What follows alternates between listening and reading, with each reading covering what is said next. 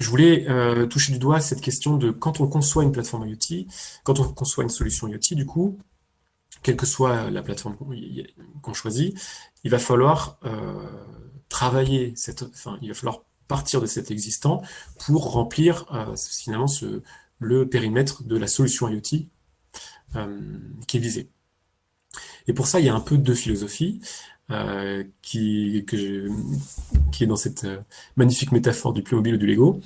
D'un côté, on a un monde où, donc Playmobil, d'un côté, on a un monde, une approche framework, c'est-à-dire que vous allez choisir un écosystème et vous serez dedans. Et dans cet écosystème-là, voire même dans cette plateforme-là, vous allez configurer des choses pour que pour mettre cette plateforme IoT à votre image. Donc vous êtes sur la configuration d'un produit qui est sur étagère. Ces produits sont très complexes, ça signifie qu'ils ont été pensés pour être hautement configurables, pour essayer de s'adapter à tout un tas de cas, un maximum de cas d'application. Donc les forces de ce type d'approche vont souvent être des time to market qui sont assez courts, c'est-à-dire que vous allez rapidement avoir quelque chose de fonctionnel en ligne, et encore plus si c'est réalisé par un intégrateur qui est expérimenté dans cet écosystème-là, qui a déjà fait des dizaines de fois des projets IoT dans cet écosystème-là, et qui va en connaître les forces et les faiblesses. Les forces aussi, c'est que souvent vous allez bénéficier d'un support, d'une assistance du vendor, qui va, étant donné que vous êtes vraiment dans ce monde qu'il a prévu pour vous, il va être capable de vous proposer peut-être des garanties de service, des choses comme ça. Donc c'est lui finalement qui va porter une partie de la responsabilité du bon fonctionnement de la plateforme si vous respectez certaines manières de faire.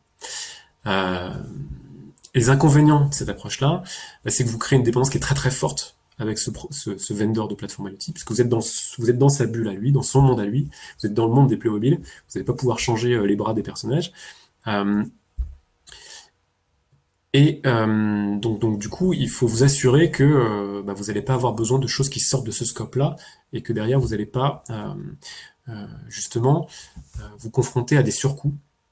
Donc il peut y avoir des surcoûts assez élevés sur ce type d'approche, qui peuvent être de l'ordre technique, c'est-à-dire par exemple, vous avez un besoin qui est très spécifique sur la manière de traiter vos données,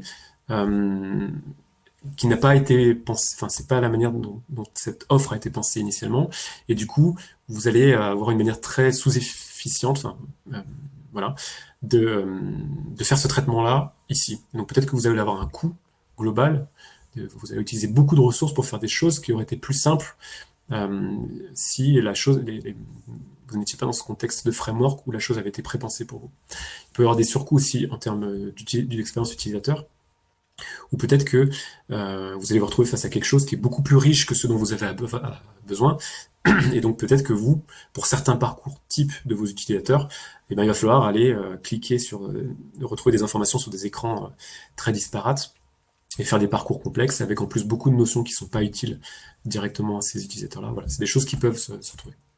A contrario, une autre manière de faire les choses quand on est intégrateur, c'est d'avoir une approche brique, où on va venir prendre des existants.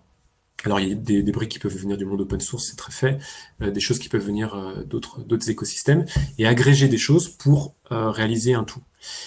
Les forces de ces choses-là, c'est que du coup on a vraiment un nombre infini d'options qui est à notre disposition. On va pouvoir choisir exactement ce dont on a besoin pour le projet. Les faiblesses de ça, ce dont il faut avoir conscience, c'est que les coûts d'intégration peuvent être très très importants. Et parfois, prendre une brique A, une brique B et faire le travail d'arriver à les faire communiquer ensemble, peut être même supérieur au coût de redévelopper B exactement pour qu'elle fasse la fonction qu'on attend. Voilà, c'est des choses qui sont parfois sous-estimées. Et ça nécessite, de manière générale, une expertise poussée sur ces briques et sur l'ensemble de l'écosystème, et une veille et un effort de veille assez important de l'intégrateur pour rester à jour de qu'est-ce qui est disponible, comment les choses fonctionnent. Voilà, c'est un coût assez important en veille pour les intégrateurs.